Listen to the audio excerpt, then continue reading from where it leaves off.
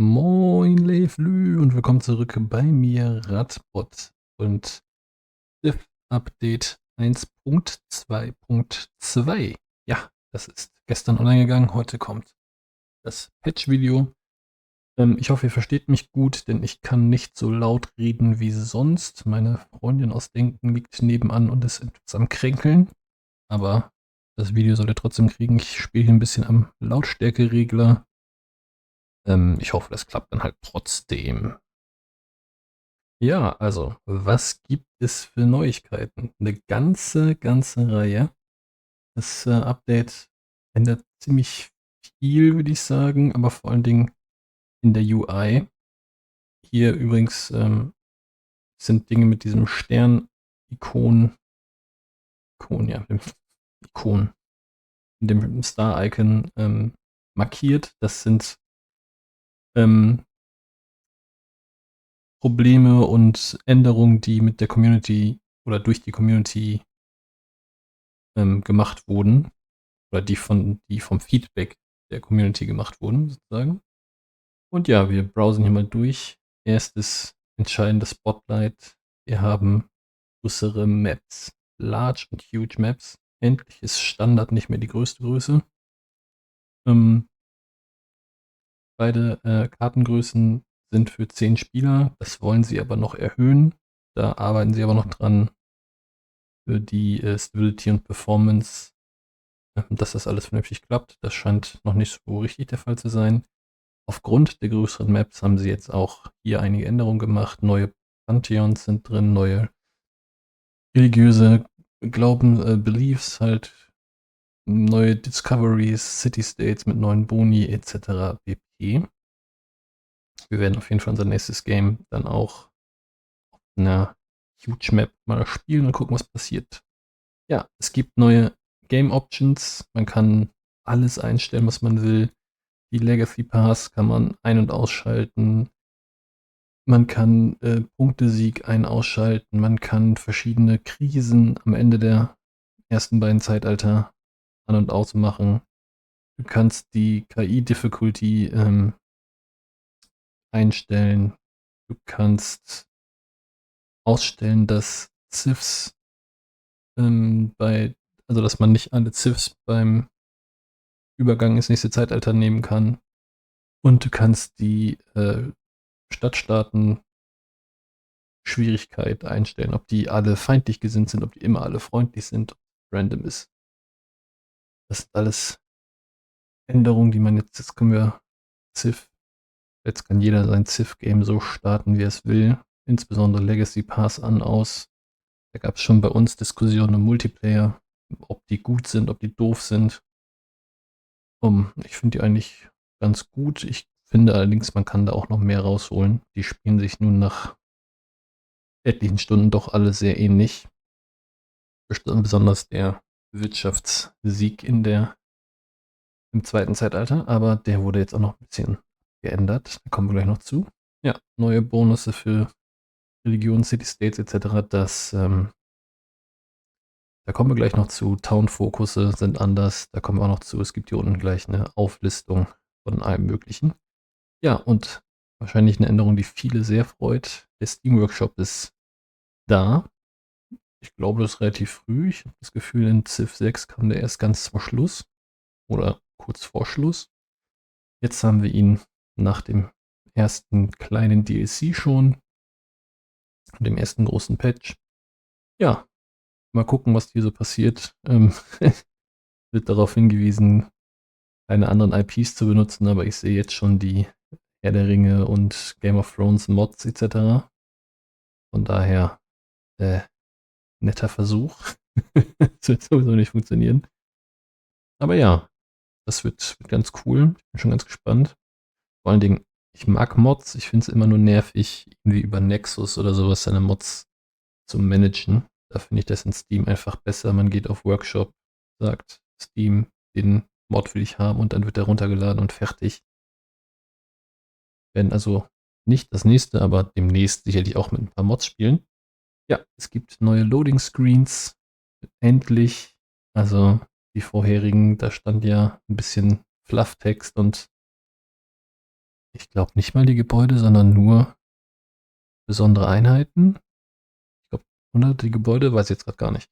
Auf jeden Fall die besonderen Einheiten. Jetzt stehen hier auch die Civilization Abilities, das Unique Building ist aufgelistet, die Units. Es werden jetzt hier gleich die Traditionen, die man freischalten kann. Es gibt hier Tipps und Hints, wie man mit dem Volk am besten spielt. Die Mementos werden angezeigt. Und der Loading Screen an sich sieht einfach auch sehr schön aus, finde ich. Und gut, wir spielen auf Deutsch, da haben wir da nicht so viel von, aber Gwendolyn Christie vertont hier jetzt, ich glaube, zunächst die Beschreibung der Lieder, nee, der Ziff, und es wird nachgereicht noch die Liederbeschreibung. Soweit schnell war die gute wohl nicht. Wer sie nicht kennt, ist die Schauspielerin von Brienne of Tarth in Game of Thrones oder von Captain Phasma aus der schrecklichen letzten Trilogie Star Wars. Aber nicht wegen ihr schrecklich, wobei ihr Charakter da nicht so gut wegkam. Egal. Ja, neue Loading Screens. Und jetzt kommen wir hier zum Eingemachten. Wie gesagt, New Game Options, haben wir ja schon drüber gesprochen.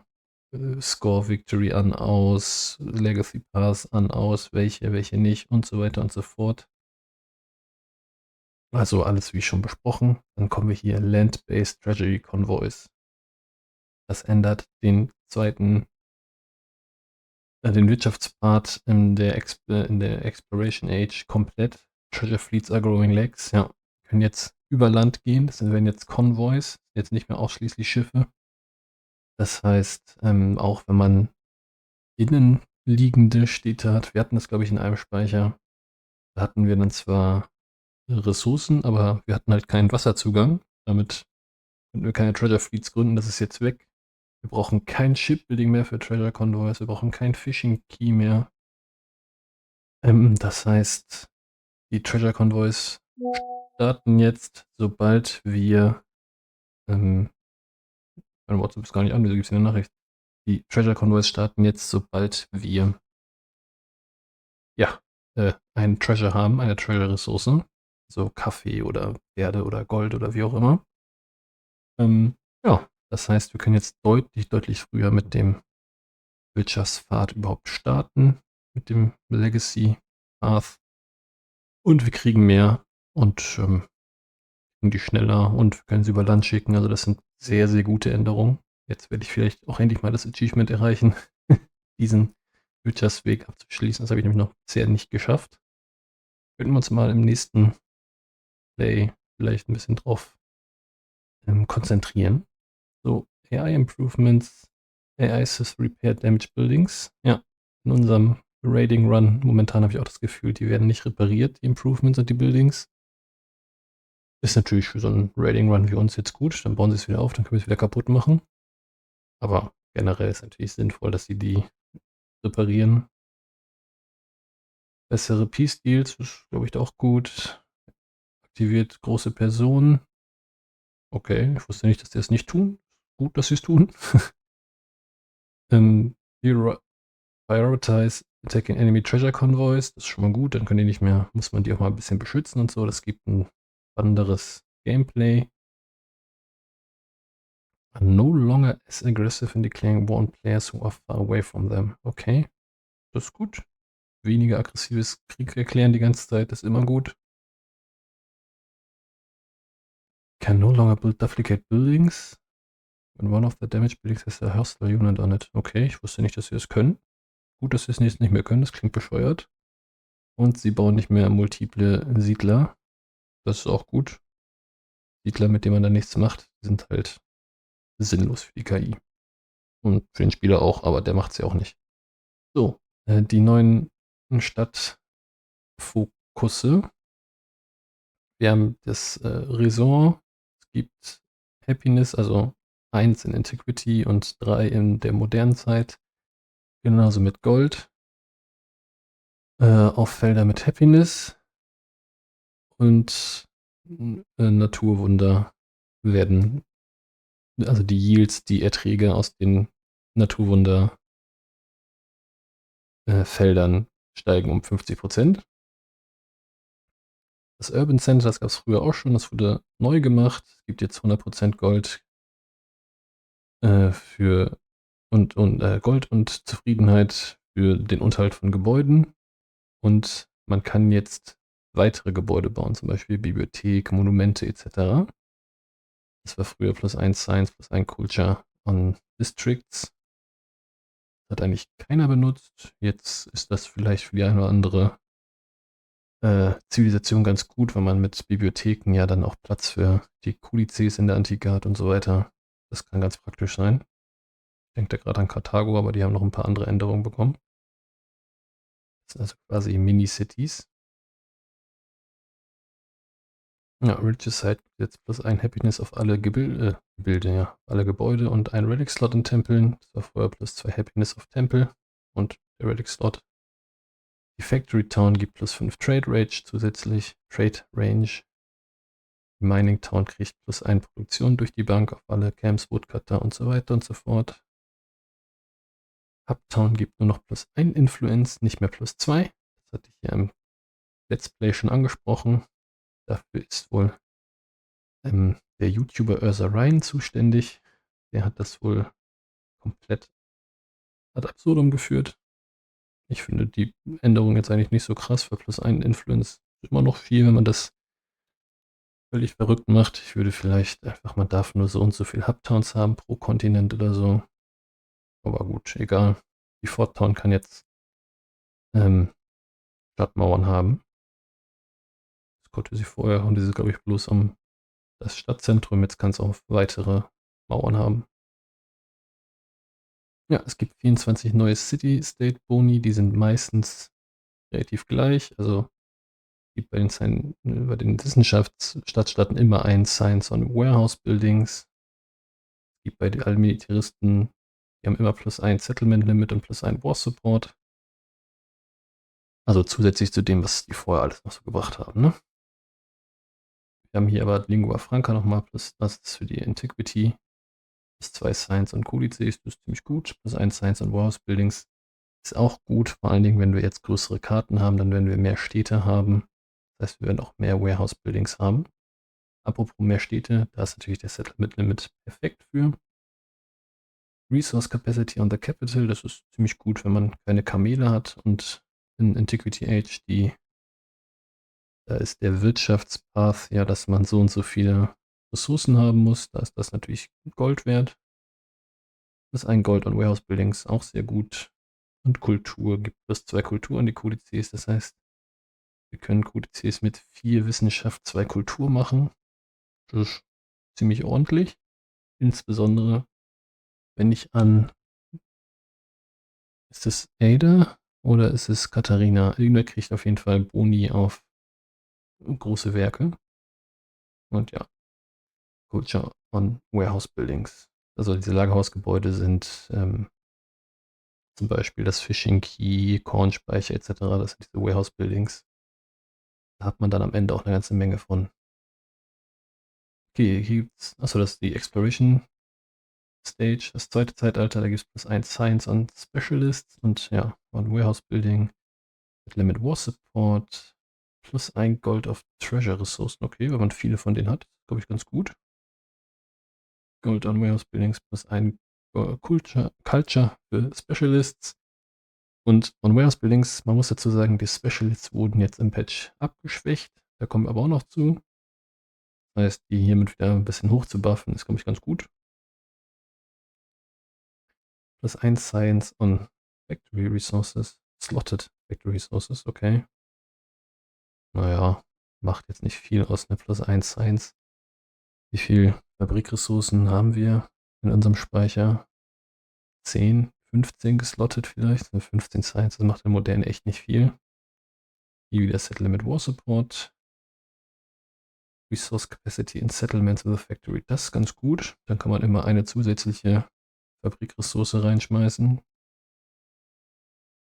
Das ist gut. Das 3 Culture und Displayed Artifacts. Ja, man braucht, glaube ich, 15 für den Abschluss äh, von dem Path. Das heißt, 15 mal 3 sind 45 Kultur. Ja, das ist schon ein bisschen was. Oh, ich würde sagen, 45 Kultur lohnt sich. Jetzt die Frage, kriege ich mir das mit plus 1 Kultur auf Warehouse Buildings? Hat man 45 Warehouse Buildings? Weiß ich nicht. Aber man hat dann in der Moderne auf jeden Fall einige. Zumal man die ja nicht abreißen kann, ne? Die sind ja permanent. Das heißt also auch die aus der vorherigen Zeit kriegen dann plus 1 Kultur. Ja, hier kommen wir dann zu den Adjustments bei den Specialists. Free Speech macht nur noch 50%, Food and Happiness, das war vorher 100. Also man kann sagen, diese ganzen äh, Unterhalt für Spezialistenverbesserungen wurden alle halbiert. Das war früher 50, jetzt 25. Das bei den Attributen ist noch 10%, das waren früher 15 bis 30 und so weiter. Bei den Ideologien noch 2 Produktionen vom Spezialist, nicht mehr 3, nur noch 4 Gold, nicht mehr 6 und so weiter und so fort. Ne? Also die wurden gut genervt. Ja, ist, glaube ich, auch sinnvoll, um das Spiel ein bisschen zu verlangsamen. Removed Gold Maintenance for ein paar Gebäude, Removed Happiness Maintenance für ein paar Gebäude und so weiter. Also hier wurde ein bisschen was geändert. Airdrome und Race Station können nicht mehr aufeinander gebaut werden. Ich weiß nicht, ob wir das gemacht haben aus Versehen, aber okay.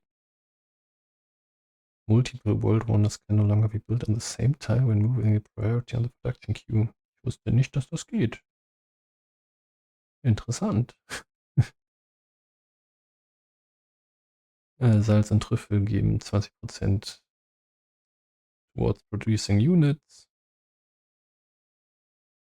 Die Modifier für City Park, Stock Exchange, Laboratory etc. funktionieren korrekt. Das ist schon mal immer gut. All Leader Recombinant Civs are now unlocked by default. Okay. Ja. Macht Sinn, wenn du den, was weiß ich, Napoleon gepickt hast, dass du dann auch Frankreich spielen kannst, egal welche Zivilisation du vorher ausgesucht hast. Das ist gut. Diplomatie, Reconciliation, also, wie heißt das auf Deutsch?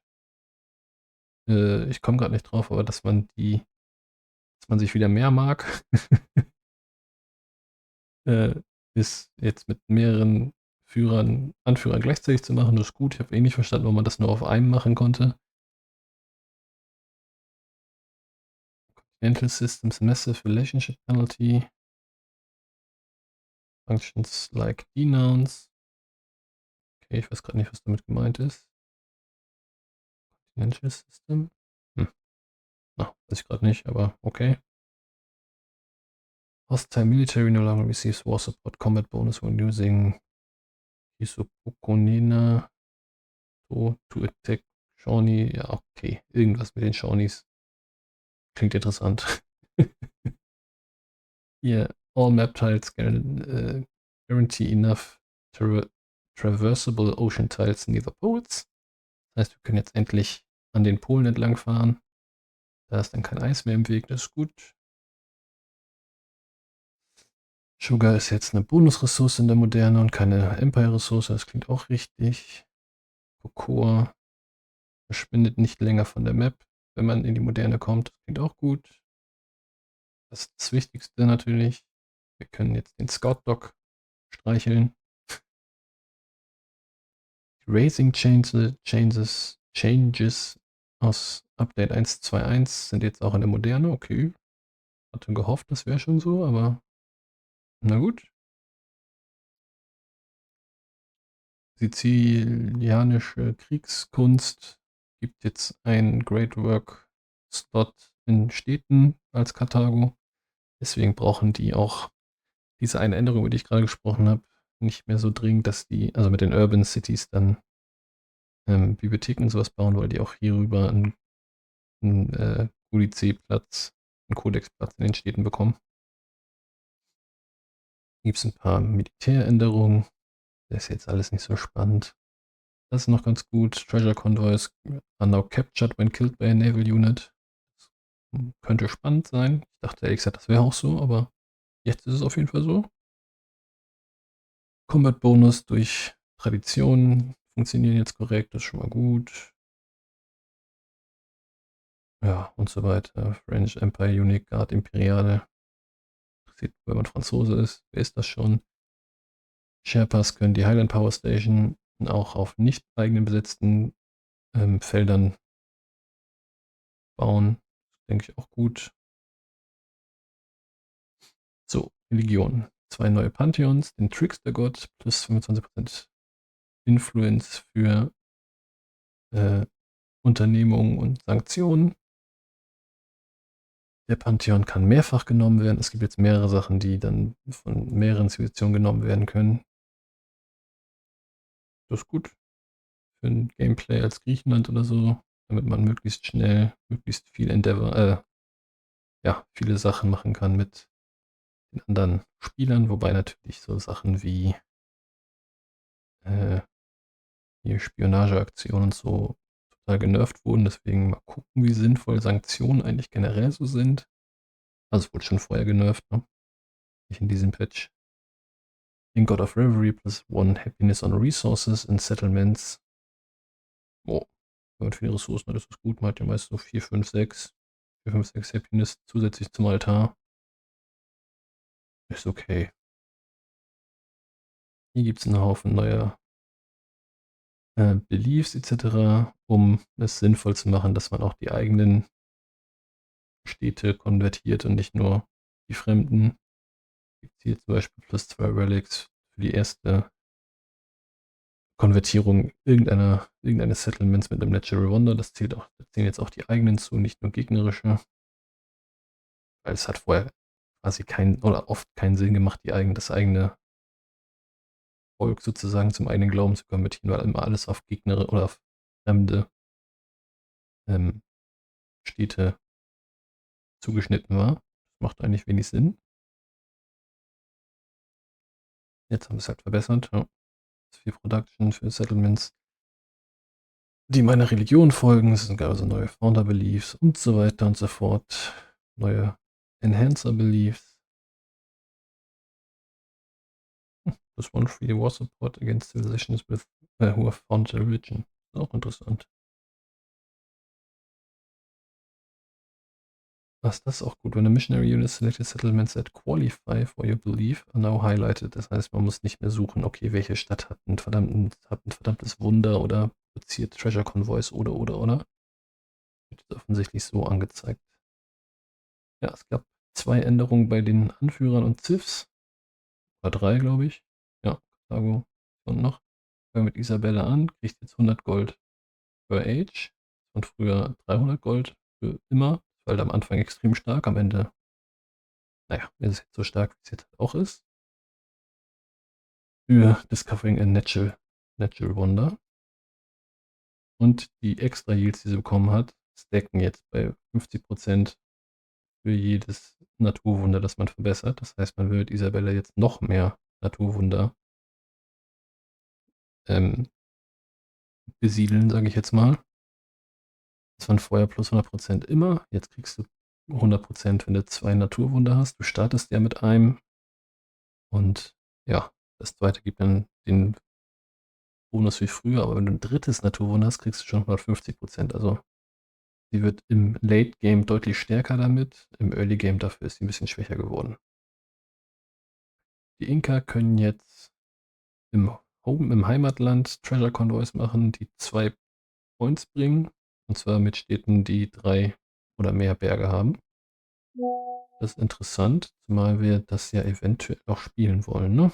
Das ist mal, spielt uns gut in die Karten. Und City Halls bringt plus 1 Great Work nach der Sicilian War Mastery. While playing as Catherine. Die Veränderung nicht gerade, aber ja, egal. Hier steht sie jetzt dann halt nochmal, oder ich verstehe hier was nicht, aber ist auch nur relevant für Karthago und offensichtlich nur, wenn man Katharina spielt. Cyclopedia hat ein paar Änderungen bekommen, Controller-Specific Änderungen, General UI. Added clarity and quality of life improvements to several UI menus and interactions. Celebration info is displayed in the HUD instead of just the government screen. Das ist das, was ich in meiner Meinung angesprochen habe. Man sieht jetzt, wann die nächste Celebration ist. Total geil. Ich will noch mehr davon. Player can scroll to view all items in a production queue. Das ist auch gut. Die Frage, wie groß man seine Queue macht, aber wenn man scrollen kann, um alles zu sehen, ist das doch gut. Memento-Icons haben jetzt die Color,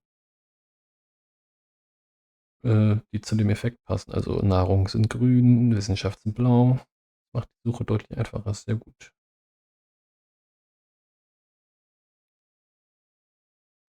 Global Yields Update immediately when adding a yield from a selected attribute. Sehr gut. Okay, weiß jetzt nicht. Attribute Number Icon disappears, wenn man den Attributpunkt verteilt hat. Okay.